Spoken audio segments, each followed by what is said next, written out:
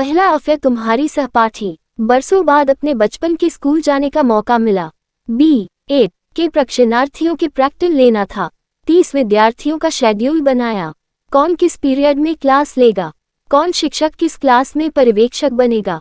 बड़ा ही सिरदर्द वाला काम था। लगातार काम करते हुए मैं बुरी तरह से थक गई। स्टाफ रूम में जाकर कुर्सी के पीछे सिरहाने से सिर टिकाकर बैठ गई। एक कप चाय की तलब हुई तो स्टाफ हेल्प को बोलकर पूर्ववत अवस्था में बैठ गई। मन भारी हो गया था। एक तो बचपन का पुराना गलियारा जहां जीवन जीने के सबक सीखने की शुरुआत हुई थी, मैं खुद को भावुक होने से रोक नहीं पा रही थी। वही कोई और भी था जो अनवरत याद आ रहा था, जिसके कारण मेरी आंखें बार बार नम हुई जा रही थी। मैं बमुश्किल से जज़्ब किए हुए थी। 40 साल पहले का समय चलचित्र की भांति मेरे सामने आ खड़ा हुआ। पापा का स्थानांतरण इस शहर में हुआ था। बीच सेशन में मैंने इस स्कूल में एडमिशन लिया। पहला दिन कुछ सकुचाया सा, कुछ घबराया सा था। बैग, पानी की बोतल संभालती हुई मैं क्लास में एंटर हुई। घबराहट में जाने कैसे पैर फिसल गया और मैं धड़ाम से गिर गई। बोतल दूर जाकर गिरी और बैग कंधे से उतरकर सिर के ऊपर झूल गया।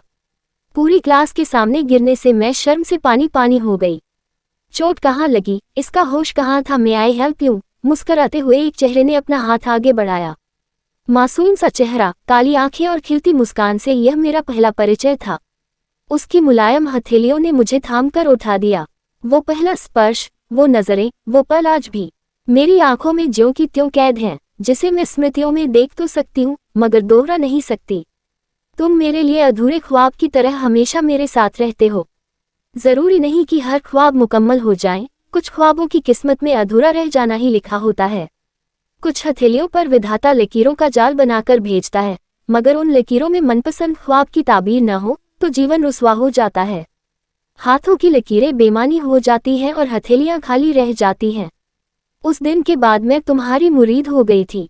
सोते जागते तुम्हारा ख्याल रहता। 10वीं के बाद मैंने बाकी क्लासेस उसी स्कूल से पास आउट की। फैकल्टी अलग होने के बावजूद हम दोनों की यदा-कदा बातचीत हो जाती थी। आते जाते जब भी नजरें मिलती, होठों पर मुस्कान आ जाती। मेरा प्रेम तुम्हारे प्रति बढ़ता ही जा रहा था, लेकिन तुम्हारे दिल में क्या चल रहा है, इस बात से मैं अभी तक अनभिज्ञ थी। मैं अपने सारे राज अपनी सहेली जैसी दीदी से शेयर करती थी। एक दिन उन्होंने कहा, तू जिसके सपनों में दिन रात खोई रहती है, जिसके लिए अपने आप को जाया कर रही है, एक बार उससे पूछ कर तो देख, तू उसकी मोहब्बत है भी या नहीं। दीदी की बात सुनकर झटका लगा। 12वीं की फेयरवेल के दिन मैंने तुमसे अपना हाल दिल बयां कर दिया। तुम सब शांति से सुनते रहे।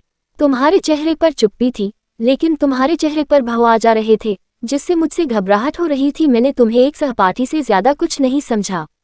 मेरे मन में तुम्हारे लिए कुछ भी नहीं है। ये सुनते ही मेरा दिल टूट गया।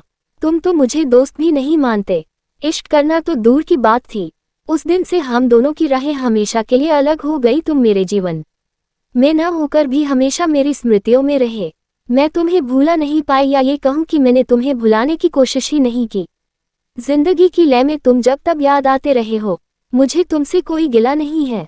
तुम अपनी तरफ से साफ थे। ये तो मेरे ही दिल का कसूर था, जो बिना सोचे समझे तुमसे इश्क कर बैठा। मेरा इश्क का बूझ पहेली जैसा, जिसे मैं खुद ही न सुलझा सकी। उलझे धागों की गांठ जैसी, मैं न खुल सकी, न बंधी रह सकी। तुम जहां भी रहो, खुश रहो दोस्त। तुम्हारी यह सहपाठी तुम्हारी खुशियों के लिए हमेशा प्रार्थना करती रहेगी।